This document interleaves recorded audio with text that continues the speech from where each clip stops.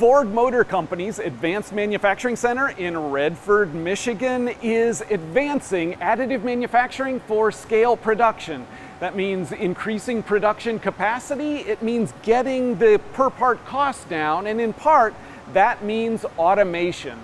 Ford, Carbon, and KUKA work together on this autonomous cobot solution for unattended part handling of 3D printing production.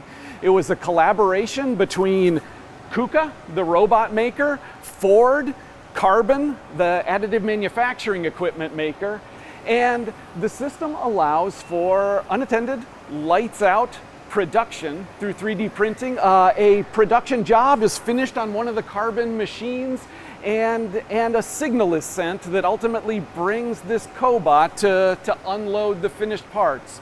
The collaboration between these three companies involved developing a communication system that oversees this unattended production.